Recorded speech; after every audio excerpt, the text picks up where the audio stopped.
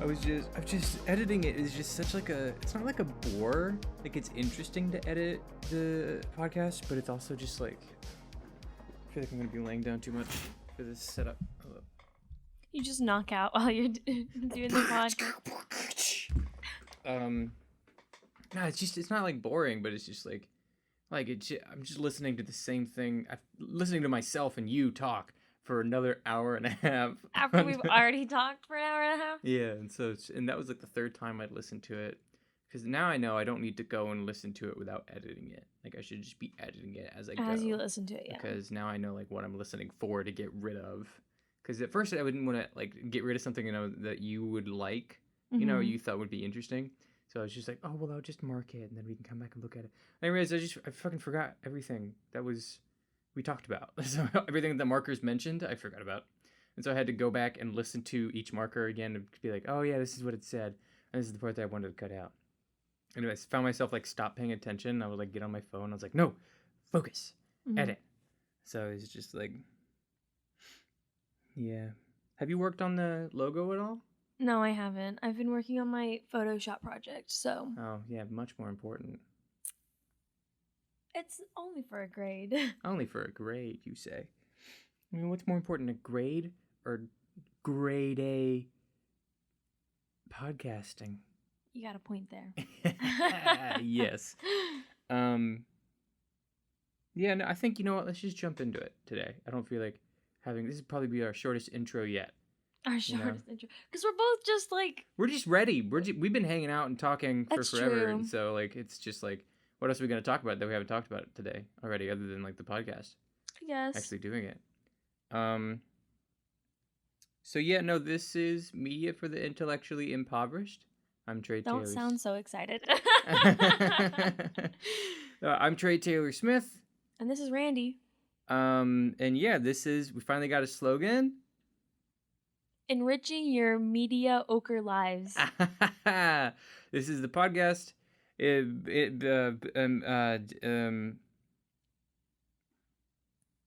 Anyway.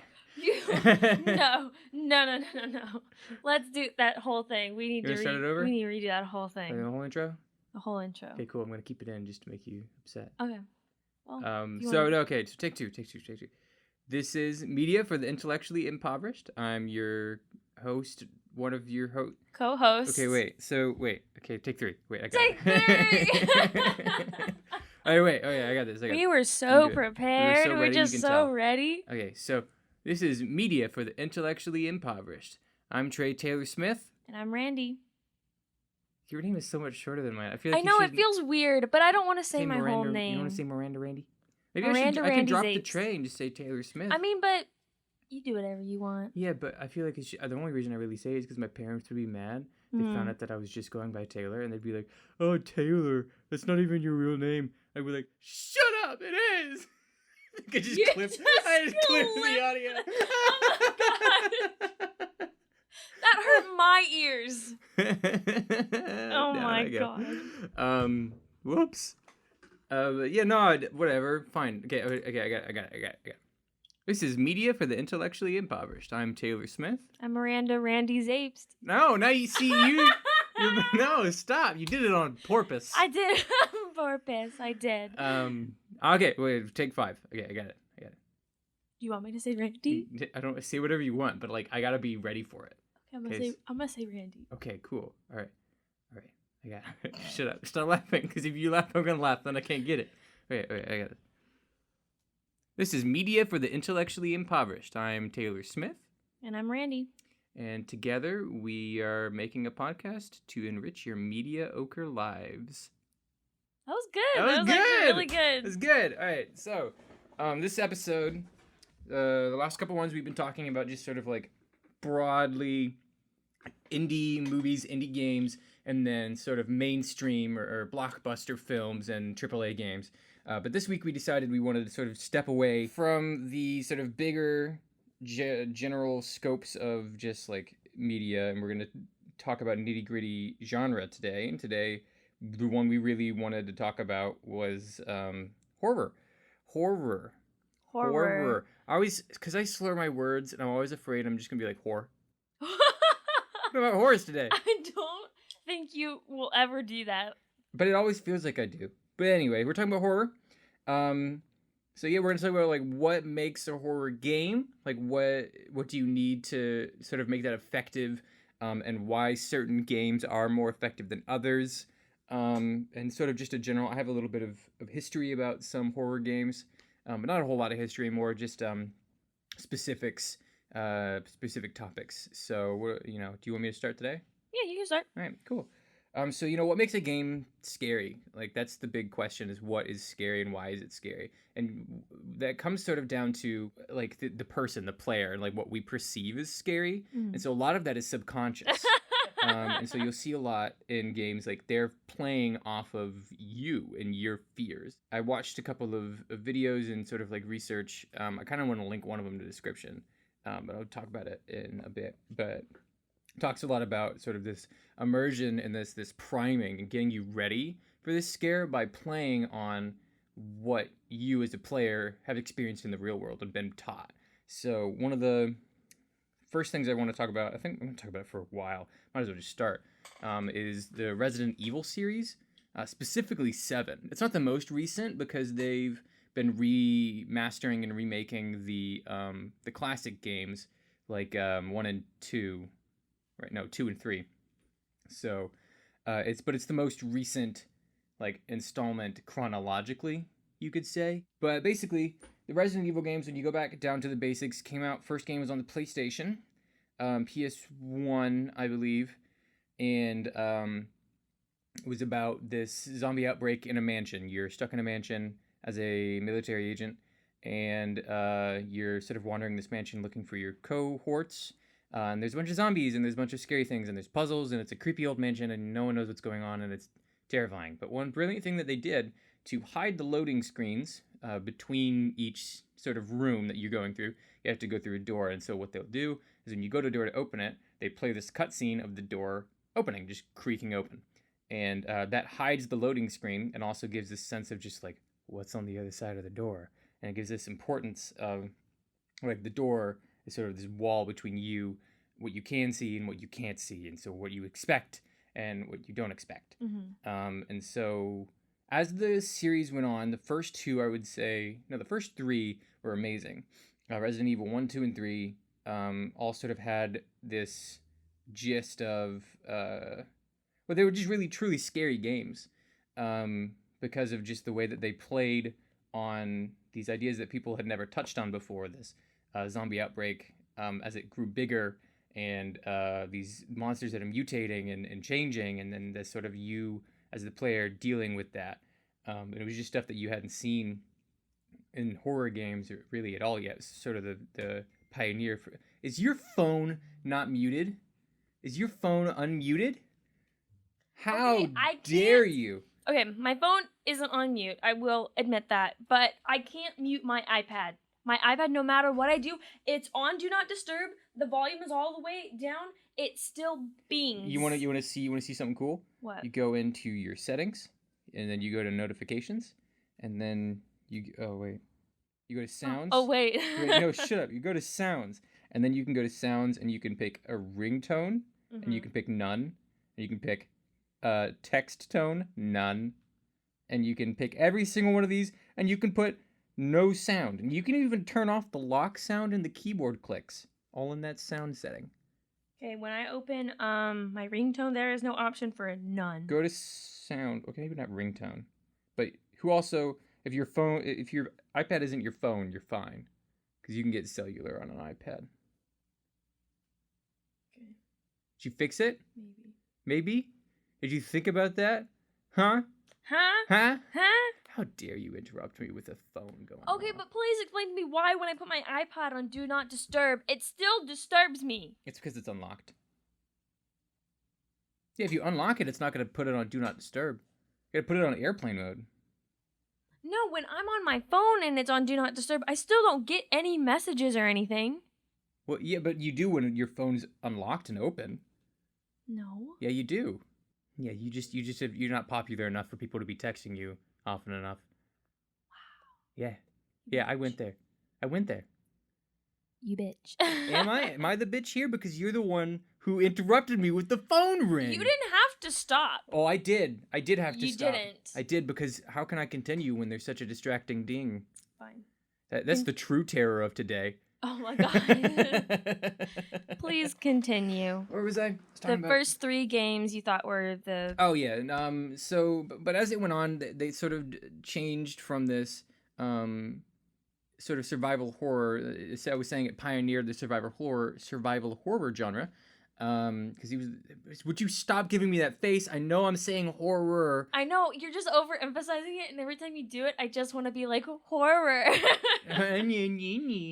Look at us, all up and lively after being so tired. Because now you're being stupid, Well, so no. it's real easy. Why is that your always go-to? To just mimic me. You act like a 5-year-old. Because it really gets on your nerves. It does. It really does. And I pioneered the horror genre. This was really the first sort of game where you had to manage an inventory. Because in the original Resident Evil, you can only carry 6 items, right? And so some of them are key items and some of it is ammo. So if you're carrying an ammo for a gun that you don't have yet, you might not have space in your inventory to pick up a key item which you need to solve a puzzle. And so but as the time went on, really the 4th one sort of took a step back and sort of went back into this survival, like scary stuff again, rather than just more sort of bombastic, just hordes of zombies kind of thing. It took a step back, mind you, not a huge one, but a step back into sort of its roots, and was sort of considered one of the better Resident Evil games. But then as it continued, it sort of developed back into this just shoot 'em up action zombie bombastic, just like, let's kill as many zombies as we can and put as many zombies on the screen. And, it sort of lost its touch, like, with that survival horror genre that it was birthed in. And so what they did with the 7th one is they really, really took, like, a big step back. So every Resident Evil game, sort of the staple of it was there was a fixed camera. So for the first 3 games, there's a fixed camera point, which means that in every room, the camera is at one point. Right? So imagine it's a security camera, and you're watching it through the security camera that can't move, and you're seeing your character move across the room from the security camera, and then every once in a while it'll switch cameras so that you can see. And so one part of that was because of the technical limitations at the time. They didn't have the ability to have the camera over the shoulder like we see in most games now, or up in the first person, and have it be effective. But on the 4th one, by the time Resident Evil 4 came around, they did have that ability, and so they decided to go with that. But they took a big step back in the 7th one and sort of changed their directions. Rather than have the player be in the 3rd person and watching someone else go through these horrific events, it's in the 1st person. So you technically are going through these horrific events. You're seeing them through the character's eyes. And another big selling point of it was that the game was not designed for VR, but was simultaneously released in virtual reality. So this first-person view the development team really focused on this first-person view to make the game scarier, right? To bring that horror to you, to bring that scare to you. With Resident Evil 7, the first sort of level is this prologue telling you the story of how you're looking for your missing wife who had gone on this boating trip, sent you these cryptic video emails that was like, hey, honey, I'm doing great. And then the next one was like, honey, I'm dying. Don't come look for me. This is the general gist. And then you find out through a phone call with the main character, Ethan, and one of his friends that his wife, Mia, has contacted him again and says that she's in this location and that she's alive and he's going to go find her. You get to this location, and it's this decrepit old mansion, just like in the first game. It's this old mansion, but it's in the middle of like the swamp in Louisiana. And as you continue in this prologue, you eventually find your wife, and everything is all good and hunky-dory. And then it turns out your wife is like sick or evil, and she freaking attacks you, stabs you through the hand. And it's sort of just this shock value of like, in video games, this moment is a quick time event, which means you press a button at a certain time, or you press a button during a cutscene, and that affects how the cutscene plays out. And so typically in QuickTime events, if you do it correctly, you win the cutscene. And then, so say someone's throwing a baseball at you, and you try to hit it with a bat. If you are too early, you swing too early. If you hit it too late, you don't swing at all. But if you time it just right, you hit a home run, right? So, but this QuickTime event, even if you did it absolutely perfectly, you still got stabbed right through the heckin' hand. Oh my gosh. Like all the way through. It's in first person, and you can see it. Yeah, oh no. Right? And so just this shock value of like, am I doing everything right? Is this a cutscene? Am I like this fear, this just paranoia of like, no matter what I do, I'm still getting damaged. I'm still getting this injured. And it's just this like this shock and this fear. Just like, oh my gosh, I'm still gonna get hurt. And then you end up like killing your wife, but then she's not dead. And then you come back and you go around the corner. Well, first she stabs your hand into the wall with a screwdriver. And while you're trying to get that out, she comes out with a chainsaw and cuts your hand off in front of your face. I could not. No, I mean, most people couldn't. No, I mean, I couldn't play it because I just can't handle, like, gore and stuff. I mean, I'm assuming it's not that gory, but... Well, I mean, for its time, when it came out, it was extremely graphically advanced.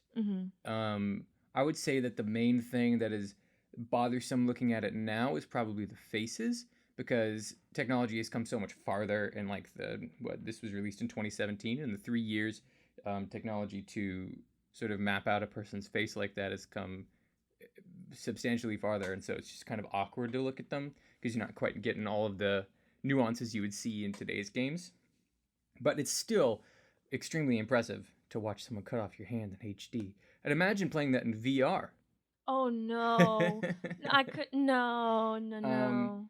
But after that sort of prologue and spot, and you get through all of that, you get captured by like the father figure of the family. So in Resident Evil 7, you're sort of being tortured and tormented by this family of like Louisiana, like I don't want to say like Hicks, but like what's a nice word for that? Like just this family, this Louisianan like family that's sort of out in the boonies. And each of them sort of has this thing, and you wake up at this dinner table surrounded by these family members that you've never seen before, and the table's covered in like guts and blood, and like they're cannibals. And then they try to feed you some of the food, and you spit it out. So the father sticks a knife in your mouth, and then you like hear the creaking of the knife against the teeth. Everything about this game, from the sound design, everything is just, it's beautifully designed to make you feel immersed. And that's one thing about like horror games, is that you have to believe that this world is real, and two, that you are experiencing it. Otherwise it's not going to stick. Yeah. Right? Because it's not convincing if you don't believe the world is real, and you're not going to believe in the scares, And so, like I was talking about the prologue, there's just these tiny, tiny, tiny little nuanced things. Like in the first moments when you get out of this car, there's bugs in the air. And then you see the main character reach up and swat the bugs. And it's just like everything about this world, the sound design, in the beginning, there's no music. It's just all natural, like diegetic sound. Diegetic being sound you would hear on the screen, rather than, say, non-diegetic would be like... whenever someone has a little memory scene, they're like, remember that time, and you hear boo doo doo doo doo doo doo doo doo. Like that's not actually happening in the scene. So that's not actually happening in the world. Sound. It's added in. So all this diegetic sound is the sound that you would hear, like footsteps crunching against leaves, these cicadas humming, stuff like that. And so it sort of sets you up to believe that this world is real and that you're experiencing this world. And then it's sort of, when you see this mansion off in the distance, it sort of primes you and gets you ready. And because like I was saying, it's subconscious, and playing on these subconscious fears. So when you're a kid, you're sort of taught through popular culture that mansions like this that are decrepit and falling apart are meant to be scary, like the Scooby-Doo type of mansion, Like there's something hiding in there that's going to come and get you. And so when you see that, it plays on those like natural sort of fears. And then you get in, and it sort of steps from priming into giving you direct stimulus, right? So you're seeing things that are actually scaring you, like the chainsaw and cutting off the hand, things that are actually scary. Yeah. And so that's paying off all of this priming and all of this immersion that's happening, and it brings out this scarier experience. But that first big table scene, like you see the father cut off the arm of one of the other dudes at the table, and sort of like hit his wife and push her away. And so you're just seeing all of these like terrifying things, and you're tied down to a chair, and there's a knife in your mouth, and not a good time. That's no bueno. No bueno. But it's this first scare in all of horror games. It's not just this one. It needs to stick. It needs to stick out, but it also needs to be topped.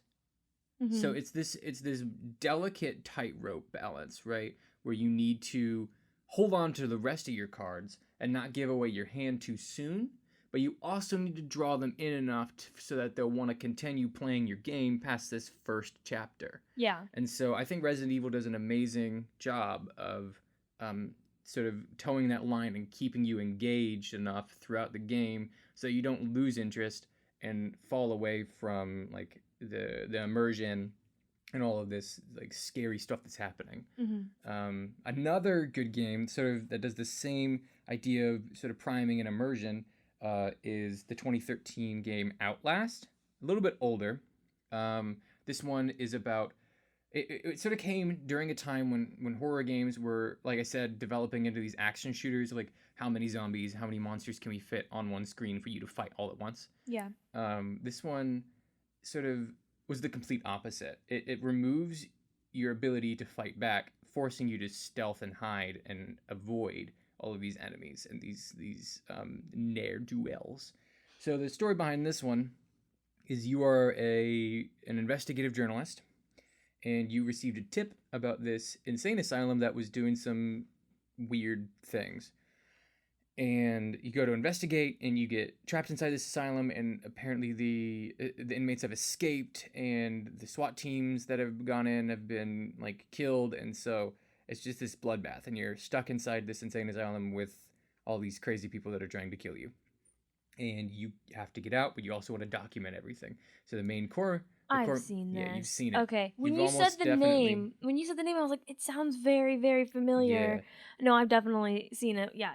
The core mechanic is you're using this camcorder with night vision. And so half the game is played in the dark, and you're using night vision to see where you're going and to avoid these enemies and to solve these puzzles. And it is, when I say it is one of the most terrifying games I've ever played, not lying. I mean, I didn't play it. Again, I watched somebody else play it, but I loved it so much. I love horror. I think that needs to be stated before we go any further. Mm-hmm. I think it's pretty obvious. I mean, I haven't spoken much, but what do you mean it's obvious? When we're sitting here talking about horror on our third episode of the podcast, I think it's safe to say both of us really enjoy the genre. I guess. Okay. No, I really like horror. I like being scared. If I'm not spooked, I'm not spooked. I don't know. Try to come up with I'm not alive. I'm not living. I'm not spooked, man. But no, I remember watching someone play it. I can't tell you who it was, but it was really scary. I remember, and I not only watched it once, I watched it multiple times, and I think I even went back recently, like within the past year, and rewatched a gameplay of it. Yeah, it's just that game. It's got so much, and it's always scary. Oh, it is. Always. It's just because it plays on this, like I said, this sort of subconscious fear of the dark and fear of the unknown. I'm very scared of the dark. Heck I do not sleep in the dark. I need lights on. I need noise to go to sleep, because when it's dark, it just feels so... oppressive. Mm-hmm. And they play on this fear exquisitely well. Because even with the night vision, you can only see so far in front of you. Yeah. And so the rest of it is just sort of left up to your imagination. You don't know what's going on where you can't see it. And you don't know what's going on in the dark. And you're sort of managing these batteries, right? And so if you run out of batteries, you can't see it all. And it's so good. Each time you say something, I'm like, oh, I remember that. And it was so good. Yeah, it's good. It's so well designed. I think it was Red Barrel's dev team. They were actually mostly in AAA game design beforehand. A lot of them came from different companies. Some of them worked on Prince of Persia, which is a game I haven't talked about yet. but they worked on Uncharted and even like Assassin's Creed. Uncharted. Assassin's Creed. So they're not strangers to well-designed games and well-designed gameplay. So it's just, that's why it feels so smooth and so well put together, is because these people like know what they're doing when it came to creating games. Yeah. But one thing that Outlast does well is keeping that sort of this unsettling feeling constant. Yeah. Like you don't feel safe, even in sort of the safe areas. It's just like I could just hide in a locker and sit here for the rest of the day. That would be me if I ever played it. I would just sit in a locker. I had my roommate and I, Josh, were playing it, and he literally sat in a locker for 20 minutes, and I was just like, Josh, you actually have to play the game. He's like, but if I go out, they'll find me. I'm like, eventually they'll find you in the locker. It just keeps this fear constant. Like you don't feel safe, and that brings me to the sort of the second to last game I really want to talk about, which is 2014's Alien Isolation. I've talked with you about it. I don't remember if we talked about it on the podcast. I don't think we did. But I do know what you're talking about. Yeah. So Alien Isolation is based on the popular franchise Alien. I think it's Ridley Scott. Or is that the name of the character? What's the name of the director of the Alien movies? Hey Siri, what's the name of the director of the Alien movie? Which one? Here are some options. Movies. Alien. No. Stop it. Siri, Alien shut up. was directed by Ridley Scott. Oh, look at that. Yeah, I'm a smart boy. I was about to say smart boy.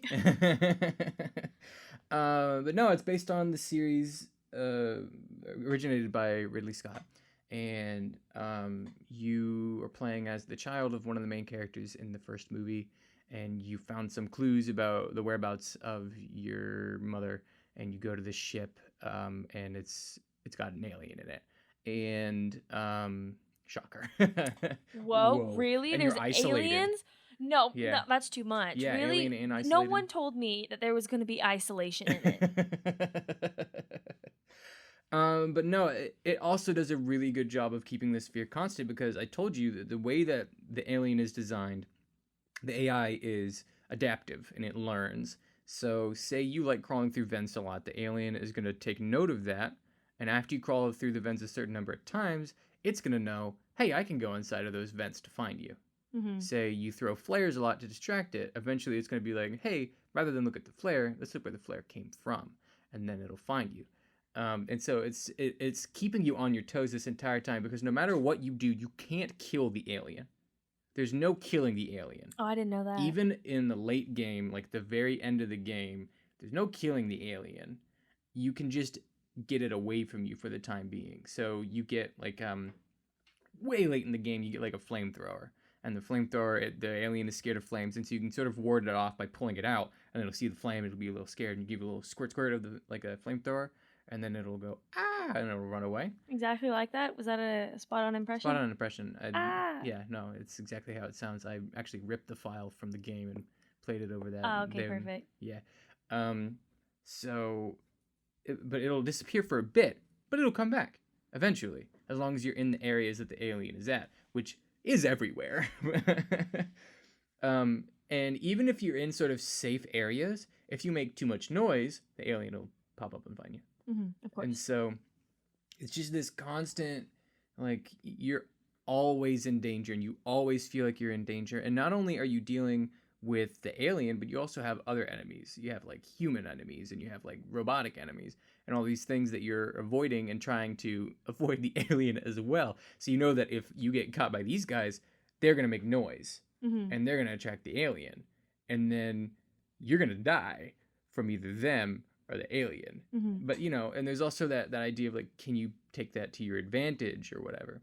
You know, you have to constantly adapt your gameplay, and that keeps you scared, and it keeps you on your toes, and they're always adding new elements into it, and it's just, you know, brilliantly designed in a way that while the gameplay may be linear in the sense that level by level progression, your actual physical playing of it and the way you feel does not feel like I'm progressing linearly. It feels more like I am just constantly running from something to the next place that I need to go. One thing that really makes a horror game work and really click is just this getting you immersed and sort of taking what the player expects and subverting it. Yes, right? 100%. But not in the sense of subverting an expectation built up by the game, subverting what a player expects when going into a horror game. Yeah. Or a video game in general. Like I said earlier, during the QuickTime event, when you get stabbed through the frickin' hand, Yeah. no one expects to lose a QuickTime event if they did everything correctly. Oh, yeah. So just playing to those, I know as a developer what gamers do and what gamers think, and sort of subverting that and turning it into something else is what's going to really, really sell your game. It's definitely with any genre of video game or film, the need to immerse your audience into it, especially with horror, because it's playing off of what the audience is feeling. And a lot of the time, horror movies and horror video games, they try to subvert your expectations. In the beginning, when horror games and horror movies, I'm assuming horror games, when they first came out, they were mostly like on like make believe things like monsters, and there's Frankenstein and vampires and things like that. But eventually they became more psychological, and they now revolve heavily on your expectations and subverting them, and it's getting you immersed into those worlds that makes it really effective. Yeah, I think that if you, like I said earlier, if you as an audience member or as a gamer or as a player of this this sort of horror piece of media, if you're not believing that this is possible, or you're not believing that this world is possible, then you're not going to feel that scare. You're not going to feel that connection to the character. You're not going to feel that connection to like the world that in this thing that's happening. You're not gonna get it as scared. You're just gonna laugh at it. Like we did watch clips from Killer Clowns from Outer Space. Yes. We did just about 10 minutes, not 10, probably like 20 minutes ago. But we watched it, and it's just not believable. Like it's not. I think it's framed as horror comedy, which is a different genre of horror, which is in some ways scarier because you have to have a basis of horror for you to understand it. Mm-hmm. But it's just sort of dumb. Like there's clowns from outer space that are turning people into cotton candy, and you don't believe it, and so it's not scary per se. You're just looking at it and you're seeing someone had a really dumb idea and they said, I'm going to turn it into a movie, and they just happen to have the money to do it. Yeah. And then it's not scary. It doesn't hit you because you're not believing in this world as much as it would if it were something that made sense or was believable. And that's something, again, that happens more today in horror films, is that they're based on like things that could happen in real life. Like some of the movies that I'm going to talk about, they're supernatural, and so people have interactions with the supernatural, and so you kind of take from that. Or some other ones that deal with like cults and things like that. There are cults in the real world. When you have killer clowns, from outer space. From outer space. There was clowns back in 2016 that were scaring everybody. Yeah, what was up with that? There was just like a year where like clowns were killing people, and then now no one talks about that. I don't think they were killing people. You think that? I don't remember any killings. I just remember them like walking around and everyone being scared, like what the fuck? Or why are there just clowns walking around? Yeah, but like I feel like we should be talking about. I feel like that's something that should have happened this year. Oh, no, definitely. 2016 was definitely just like a prerequisite to 2020. No, it was 2012 was the prereq for 2016, which is the prereq for every 4 years. 4 years! Every leap year is just going to be weird, and it's going to get worse and worse. Oh my gosh. I think you're right. Mm-hmm. That's my conspiracy theory. 2020 better be the end of it. We need to... No, I really hope that 2020, everyone dies at the end of 2020. That's what I want. You want everyone to die at the end of 2020. Well, think about it. If we all die, we have nothing to worry about. That's true, but I don't want to die. Speak for yourself. Okay, well, it's all fun and games until someone actually dies. Yeah, it's all fun and games until the clowns from outer space come. Turn everyone into cotton candy. But yeah, when it comes to films, it's about having a believable world. And so one of the movies, I'm going to start off with one of the franchises, Paranormal Activity. Yes. How many have you seen? Have you seen any of them? I've only seen the first one because I was told that was the best. Yes. And when it comes to like horror, like series, like a series of horror movies, yeah, typically the first one is the one that you want to see. Yeah. I wouldn't say there are many franchises. It feels like it's not right. I feel like it's just franchise. I think it's whatever. No. Doesn't matter. I feel like when it comes to the series, there we go, series of horror films, like the first one was The Passion Project. Yes. This was the one that we wanted, and then producers were like, "Hey, let's make money." That's exactly what happened. A whole bunch of them out, exactly what happened. It sort of loses, and it's just diluted in this market of just terrible horror movies, and you get like the sci-fi thrillers, So this is exactly what happened with Paranormal Activity, I feel like. So the first one came out in 2007, and it was directed by Oren Peli, and it had a budget of $15,000. I thought you were gonna say $15, and I was gonna be like, heck, man, I can make a movie off of $15. I mean, you can make a movie out of $15. Mm-hmm. I mean, they did really good for considering what they had, and it's definitely my favorite out of all of the Paranormal Activity movies because, like you said, it was the Passion Project. So if you haven't seen the movie, it's about this young couple. They have just moved into this house, and the husband has just gotten a camera. So it's a found footage kind of like horror movie. It's my favorite genre. Really, I do not like them. You don't like it? No, because I feel like they're just so like. Well, I feel like they're overplayed. You know what you need to listen to? Overplayed. I just listened to another podcast. One of them I had you listen to before, Late Night with Brian Wecht. Yeah. Leightton Night with Brian Wecht. In it, they have a sort of series in it called Deep Cuts that one of the hosts, Leighton Gray, puts on. And the first sort of 3 episodes of Deep Cuts are like the history of found footage and how it sort of came to be. And it's good. It's just sort of really interesting. Personally, I've always enjoyed found footage flicks because I think it's just like, ooh, what if it was real? Just that sort of vibe is just really fun for me. See, but I get the exact opposite from found footage. I feel like that couldn't possibly be real because my mind goes to a very logical place of like, then how did you find the footage? Where did you find the found footage? I mean, because it usually always ends with like the person who's holding the camera dying or like the monster attacking the camera or something. And so I just, my mind goes to a logical place like, okay, then how am I seeing this? Who went out there and fought that monster and got me this footage? Like, yeah, like you see like Bigfoot and he's just holding the camera and he's just like, who went out there and told Bigfoot, no, I need to make a movie? Exactly. Yeah, if you haven't seen the movie, it's a found footage movie, and so the husband, the boyfriend, I'm not sure if they're married, I'm blanking, but he gets a camera and he starts recording these things that are happening in the house, like the lamps moving, the lights turning on and off, cabinets opening and shutting, noises downstairs while they're upstairs asleep.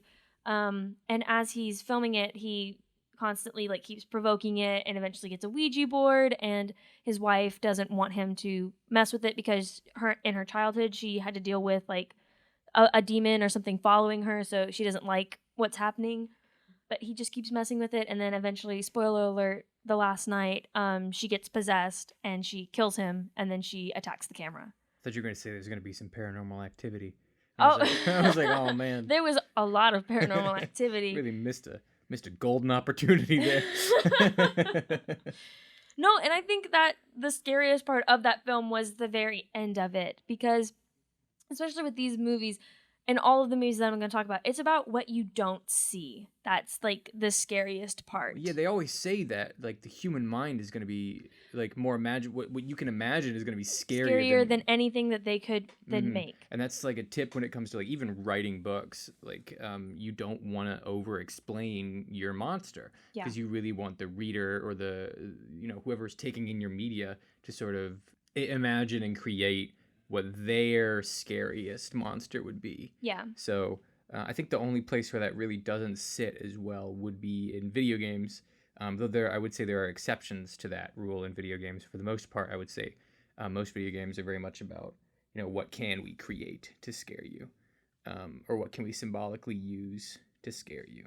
So there's 6 movies. The first one came out in 2007, like I said, and then the 6th movie came out in 2015, and it was directed by Gregory Plontkin. I think that's how you say his name. I'm sorry, Mr. Plontkin. But like you said, so I think what the first movie did was great. It didn't over-explain the character or the monster. And then I would have been fine where it ended. She, at the very end, her face kind of morphs into this demon and she attacks the camera, and I'm just fine with that. The second movie, we see the other side of it. We see her sister, who has also just had a child, and they haven't just moved into their house, but they just had a child. And it's showing this like it's a prequel to what happened in the first movie. So she's having all of this paranormal activity happen to her. Happen to her and her child. And so as you're watching this film, you slowly realize that her grandmother was in a cult, and she had like sold her soul to the devil or to a demon in exchange for wealth. And then not sold her soul, let me take that back. She made a deal with the devil, with the demon, to become rich, and in exchange she gave up the firstborn son. So since then, you have the grandmother. The grandmother had a daughter. That daughter had 2 daughters. One of those daughters had a son finally. So we went down like 3-4 generations before there was a boy. So then the sister, she's having all of this activity because this demon wants his payment. He wants to take the boy. By the end of the movie, the husband of this mother finds a ritual and is able to expel the demon from their house, but it has to go to somebody else in the family. So that's why it goes to the other sister and eventually possesses the other sister. And that's where we get the first movie of Paranormal Activity. So the first 3 movies, they follow the same storyline. It follows the same family. The third movie follows the 2 sisters as children and what happened to them in their youth and like all of these things. Is this all still shot found footage? Yes, all of it's found footage. Some of them are like security cameras, and yeah, it's all found footage. I love the 3 first movies. But the thing is that they really start going downhill. By the second movie, they had a way bigger budget. They had $3 million for the second movie. Because the first one was great. Everyone hit the box office, and I think I know that they majorly exceeded their initial budget. Mm-hmm. Like they had 15 grand, probably made 4 or 5 times that. Oh, way more than that. I think they made 10, maybe 10. I'm not sure. But then what starts going downhill is the demon. You start learning more and more about him. It's no longer just like this ghost. This entity that you don't see. Each movie we keep revealing more and more about him. And also by this point, because there's so many movies and it's just like a studio run thing now, it's just the producers or the studio wanting to get more money out of it. Bleed this cow dry. I don't think the saying is a cow. Analogy, yeah. Well, I don't think that milk this cow dry. You'd milk a cow. I don't. Not bleed them. I mean, hamburgers. Yeah. Anyways, so the last 3 movies, they completely changed the storyline. So they named the demon Tobey. Is the name that Tobey? Yeah. Okay. Least scary name. Yeah. What? Tobey? Tobey. Bro, I know a Tobey that pissed his pants. But yeah, so the demon now, Tobey, we find out in the 4th movie that he's building an army of firstborn males. Tobey and his army of firstborn boys. Yep, and so he's taking them, and he's having the help of the woman from the first movie, because now, by the end of the first movie, she's possessed and under his control and everything, is now using her to go and abduct these boys. So she's taking, like, little boys, and even all the way up to, like, 18-year-olds. Is this reverse Peter Pan? It sounds like it. Yeah, so she's doing this, and the purpose of this is to help the cult called the Midwives Covenant. So they are raising and stealing these firstborn sons. By the last movie, and I think the last movie is the one that had the lowest rating. Yes, 14% on Rotten Tomatoes. Oh, and there's a 7th movie coming out. It's supposed to come out in 2020, but because of COVID, it's coming out in 2021. Okay, well, what's the 6th one about? Okay, the 6th one is Tobey needs a body. So he now has this army, apparently. He now needs a body so that he can come into the real world. And who does he choose? A little girl.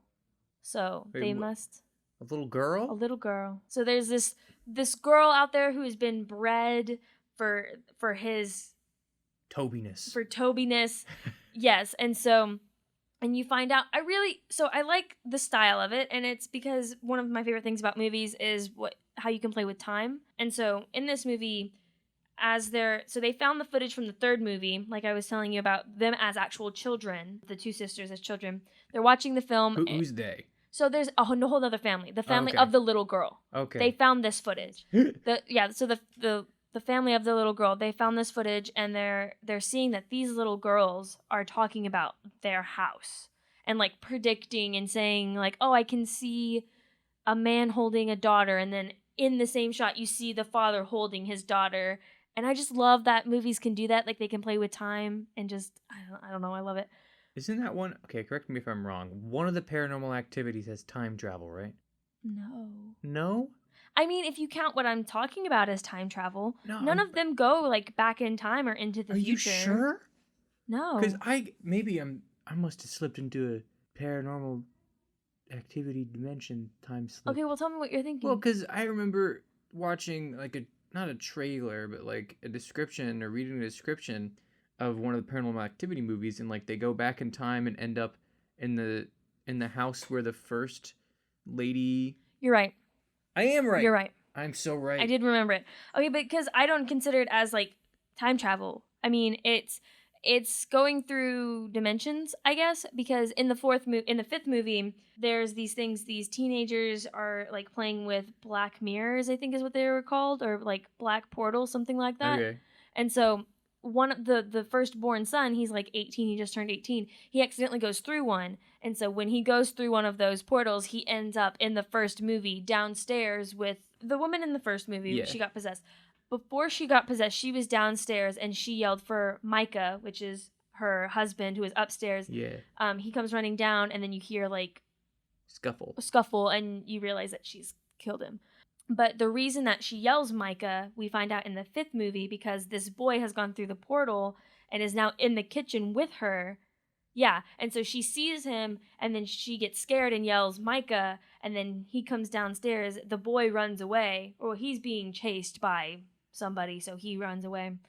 What a roller coaster. Yeah, but see, that's what I love about movies, is that you can, like, and I think especially they set it up so well. I mean, I don't think obviously they were intending that when they first made the first Paranormal Activity. They weren't like, oh, we're going to revisit this scene one day and we're going to put this character in it. I don't think at all that's what they did.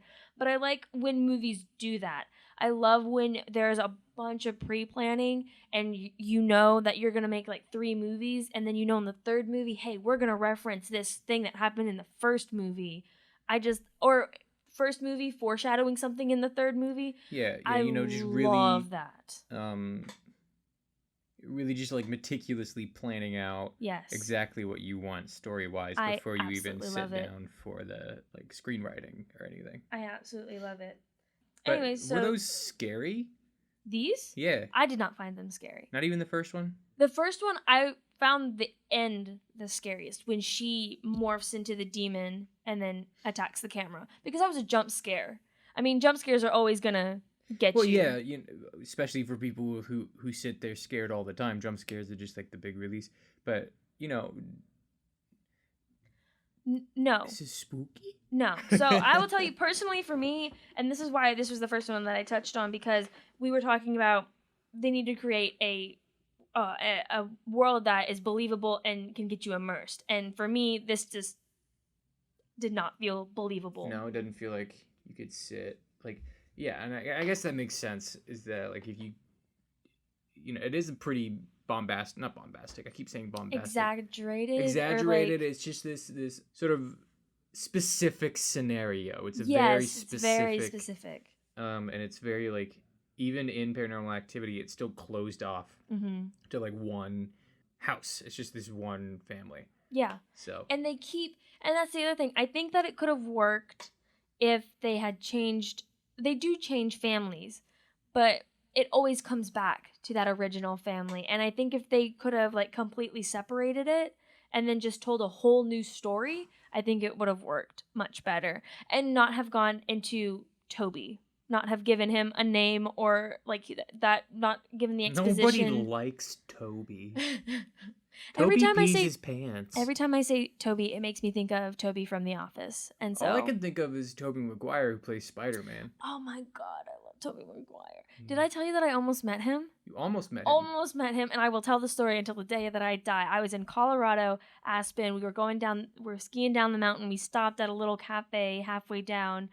It was me, my family. We were having lunch. We left. We had to go back because somebody forgot their wallet. We went back. The waiter was like, "Did you see Tobey Maguire and Leonardo DiCaprio?" And we're like, "No." They were like, "Yeah, they were right like in the other room." They were in the other room while we were eating lunch, and no one wanted to let us know that like Tobey Maguire. Aren't they like best friends? Yeah.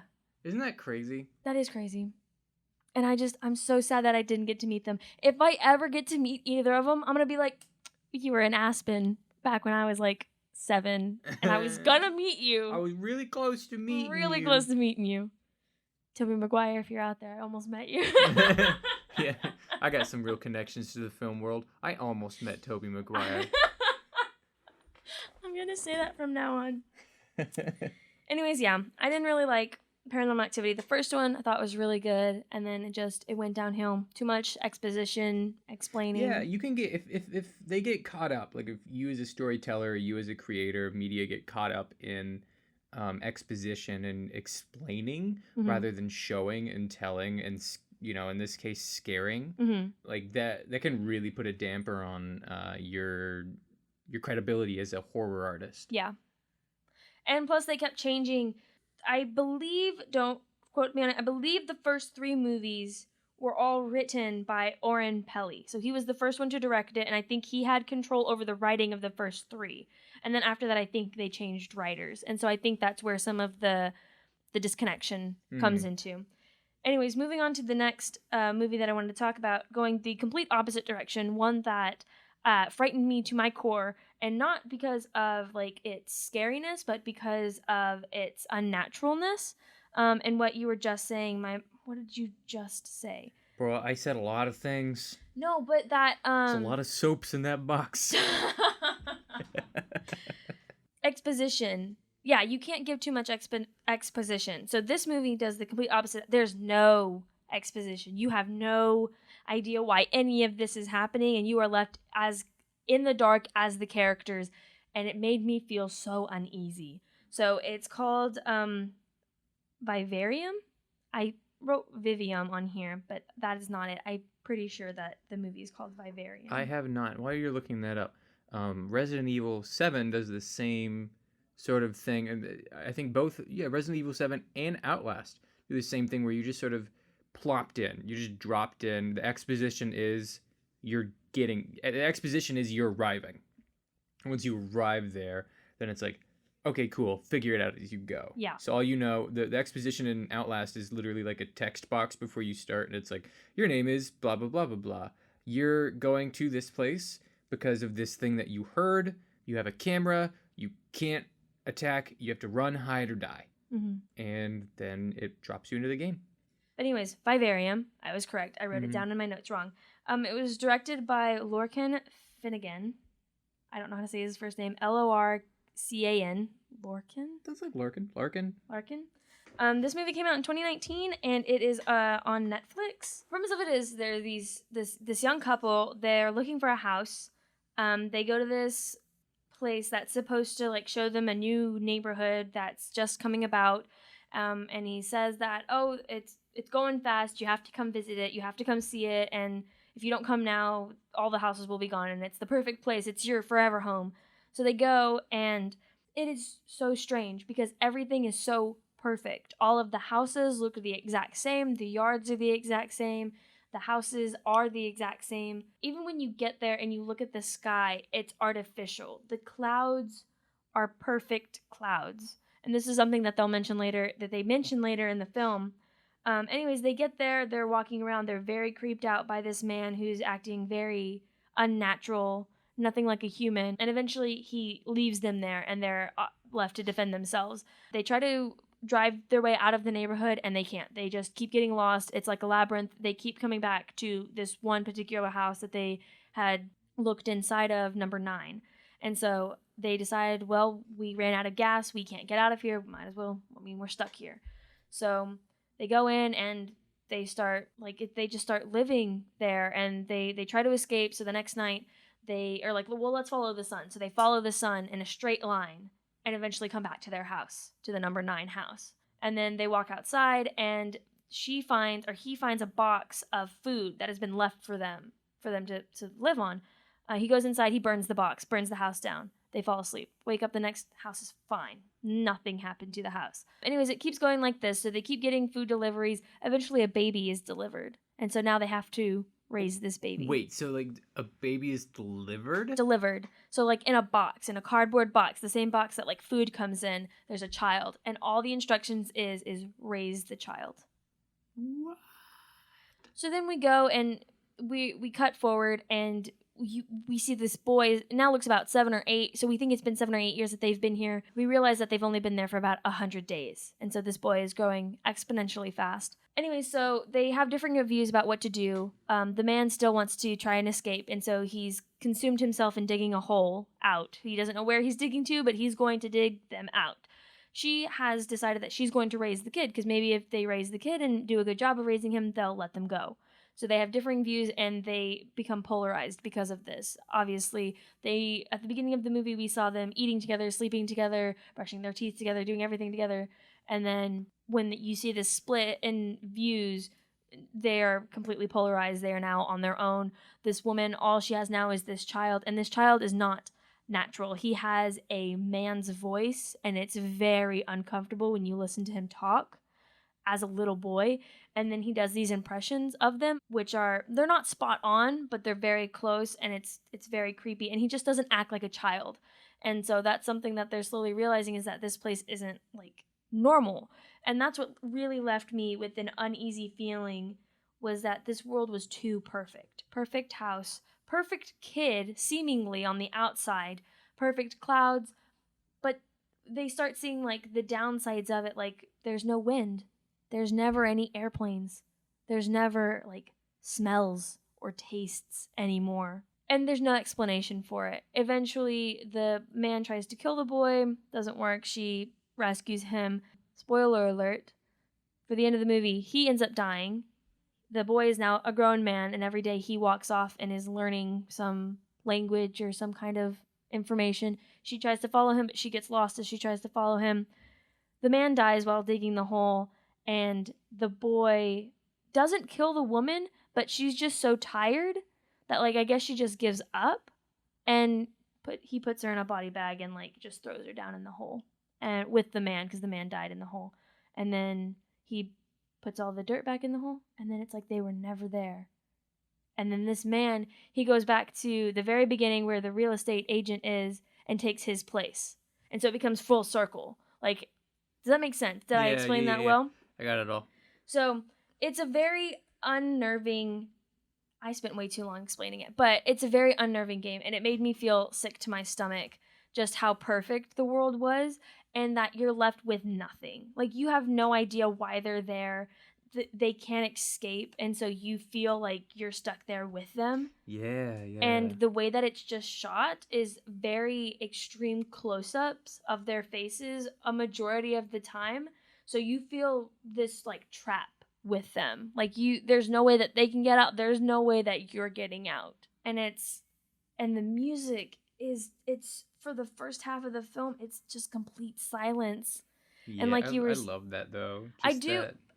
And I love it because it makes you scared. It puts you on edge because that's not natural. That's not natural for a moviegoer. Especially, yeah. And that's what we were talking about, just sort of playing on the fact that I am a viewer and I expect to hear music when I watch a movie. Yeah. Or I'm a gamer and I expect to hear sounds or music when I'm playing a game, and just subverting that expectation for the viewer. Mm-hmm. So it's almost breaking the fourth wall. It is, yeah. Because it's like, but it's not. It's a very subtle way of doing it, because it's like, we know that you expect to hear music, mm-hmm. but you're not going to get it, and that's what's going to be creepy about it. I felt sick to my stomach after watching it. Usually horror movies don't get to me. Usually I'll watch them and I'll be like, okay. Because I'm a cinephile. I love watching movies, and I can look beyond the veil and I can be like, oh, there's a camera and there's actors, mm-hmm. and it's a scene and things you like can that. detach yourself from the movie. Exactly. But with this, I was so immersed in it, and I just wanted the answer to why. Why were they here? What was their purpose? What's going on? And no, you don't get those answers.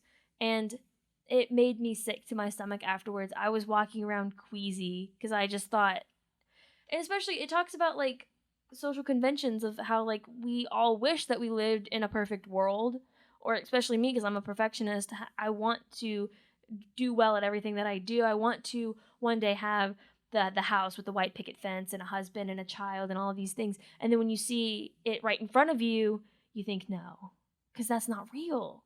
Perfection is not real. Mm-hmm. I loved it, even though it made me sick to my stomach. I absolutely loved it.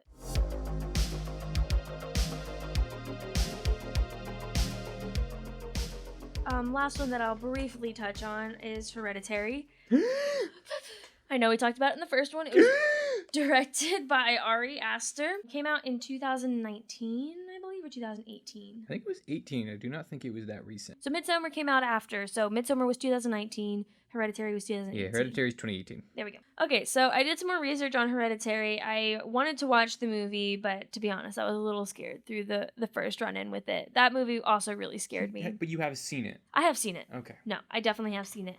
And so I was trying to figure out, because when the first time watching it through, I didn't get the story. It just all felt a bit jumbled to me, and I didn't know what was happening a majority of the time. So I have it, and I'm going to give you the brief. I won't go very deep into it. Let's not spoil it. This is the big one that I don't want to spoil. Oh, you don't want to spoil it? I don't want to spoil, because the rest of them I'm like, probably not going to watch them. But Hereditary is just watch it. Like, Okay. if you're a horror person and you are sort of touching into horror, I believe it's on Amazon Prime. At least that's how I watched it. So just watch it if you haven't yet, and then come back and then listen to us talk about it, because it is worth it. Even if like you get spooked pretty easy, like leave the lights on, do what you got to do. But this is one of those things that like just don't miss it, because it's, you know, we're gonna talk about it, but it's just so good, so worth it. So worth it. Ari Aster is a great director, especially when it comes to these horror movies. Yeah, he knows what he's doing. His subversion of expectations is brilliant. So, do you want me to talk about it? Did we give now that warning? we've given fair warning, go watch it, then come back. Okay. What I didn't get from it last time is that there's a cult that is driving everything, and I don't know why I didn't see it the first watch through. Because it's very low key until like the last 20 minutes. Yeah.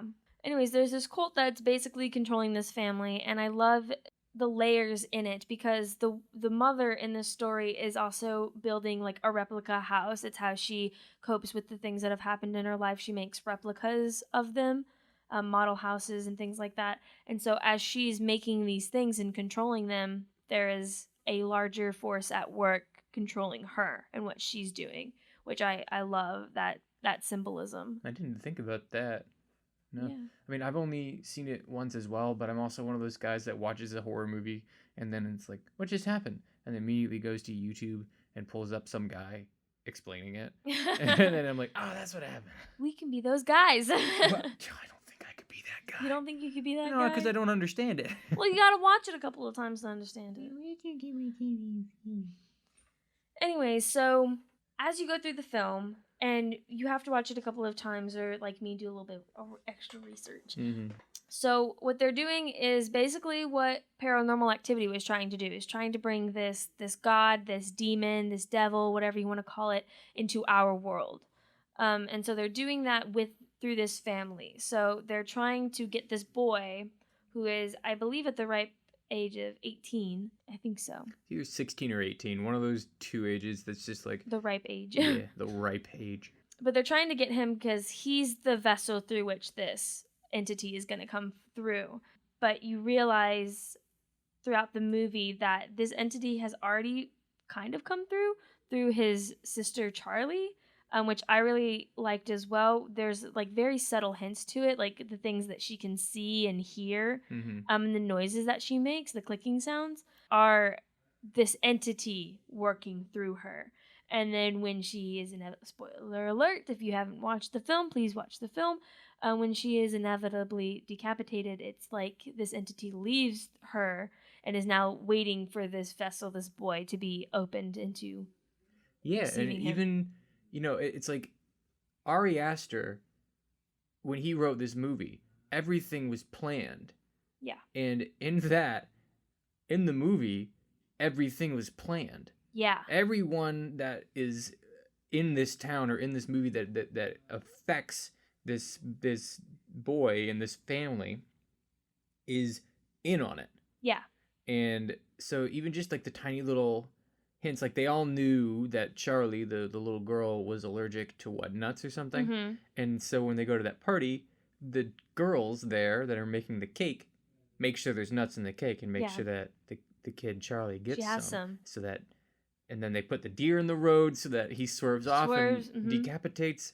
It's just like it's just ridiculous, It's just, every inch of this movie, there is nothing goes wasted with Ari Aster. No, absolutely nothing. Every shot, every scene, every line has purpose and intention, and it brings you as a viewer into this world, and it makes it believable, because once you start putting those pieces together, you realize, oh, this affected that, this was because of that, and this, that, and this, and that, and this, and that. And it just, this level of intricacy and this level of like love and just that is poured into every single thing that happens. And it's something that you see like in Resident Evil 7 as well. There's just, when it comes down to the design, a big theme of it is mold, and that how mold can fester and destroy a house, or how it can destroy a family. And so like all the enemies in the game are sort of created by mold. So the main like sort of scary thing is causes this mold to exist.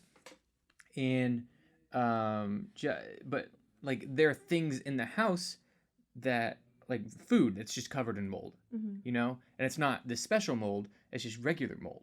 And so it's just this level of like, shows you, one, how long this place has sort of been under this entity's control, and as well as symbolism to how this place is controlled by the mold, and someone went in there and covered these models of pears and apples in mold.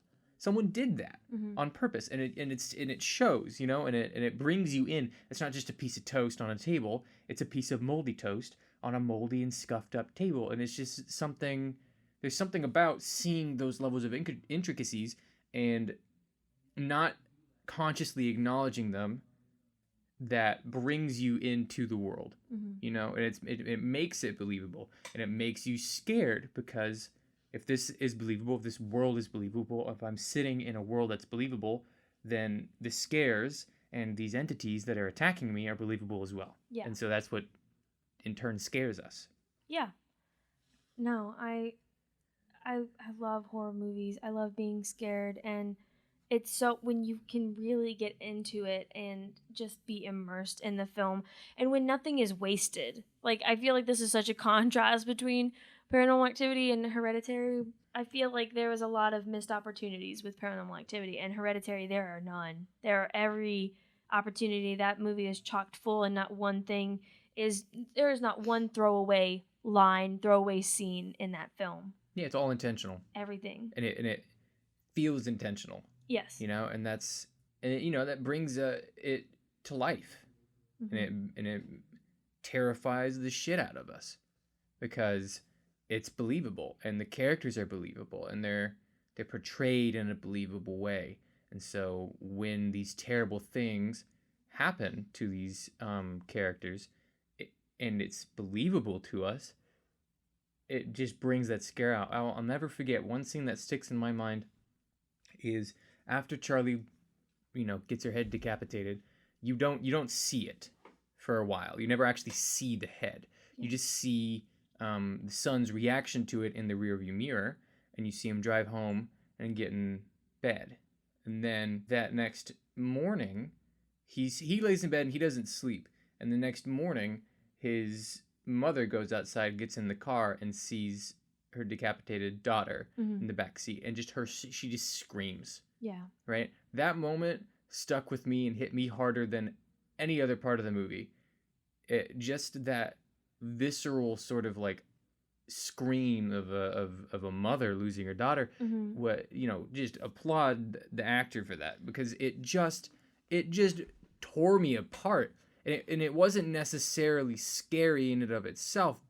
The scream itself, what brought the scream about and what we then saw, because he juxtapositions that scream with the image of Charlie's head on the ground festered with bugs. And just that juxtaposition of images is terrifying. Yeah. It is terrifying. And it is brilliant. Yeah. The work that actors and actresses do for horror movies, a lot of the ones that I talked about are great. I mean, the actors and actresses in it, they do such a good job, and those kinds of movies take such a physical toll on you, especially when you're doing a scene like that where you've just lost your child and that just visceral scream. Or in Vivarium, when the woman loses her husband or her boyfriend and she's yelling at the boy, her whole body is shaking and she's just in tears and her voice is wavering. And then you take a moment and you think about it and you think, this is someone on a stage acting and they are giving it their all. And it's just, I respect it so much. It takes such a physical toll. And they're bringing it to life. They're bringing this scare to us, and with without competent actors, there isn't a horror movie. You're right. An actor, for the most part, can make or break a good script. Like even an actor takes a good script and turns it into a great one. Yeah.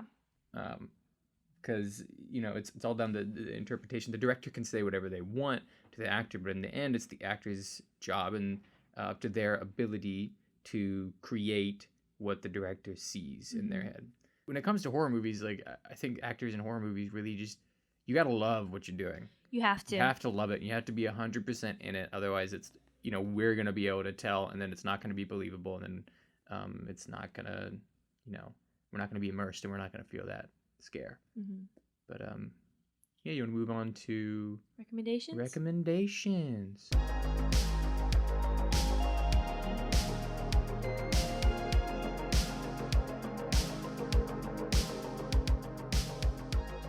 Okay, so I want to recommend to you guys to watch The Haunting of Hill House.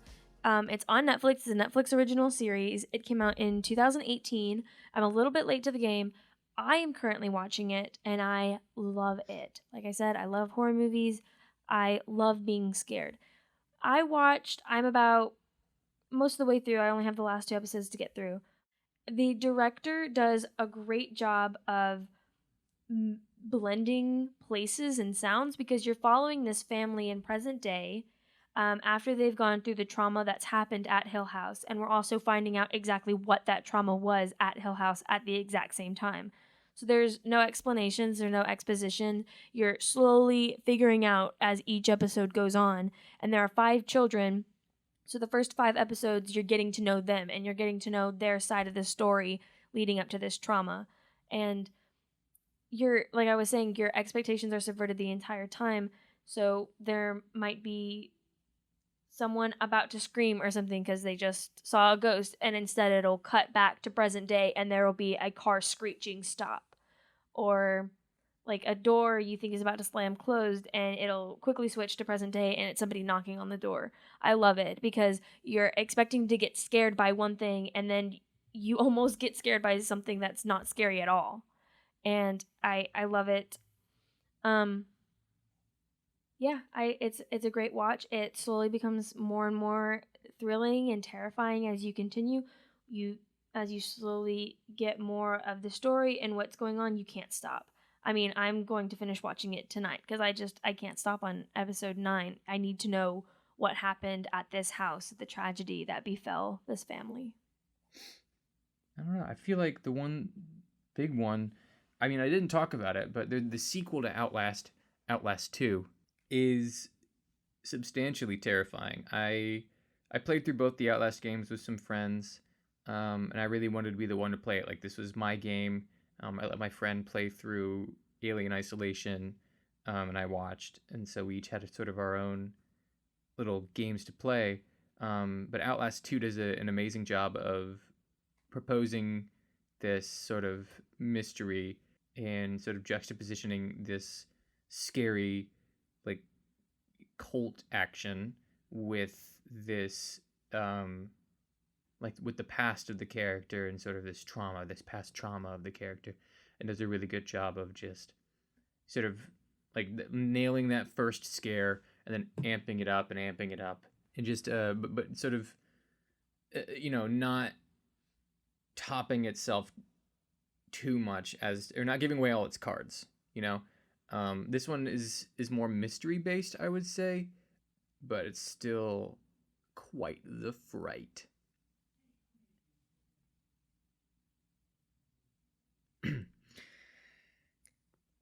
Well, that's all we have today for...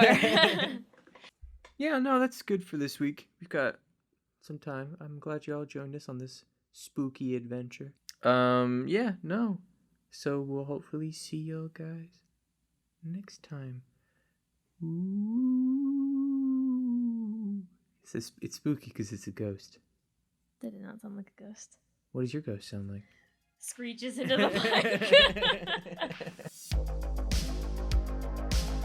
Media for the Intellectually Impoverished is produced by Trey Taylor Smith and Miranda Randy Zamst. Follow us on Instagram or Twitter at MFTII Podcast or email us at mftiipodcast@gmail.com.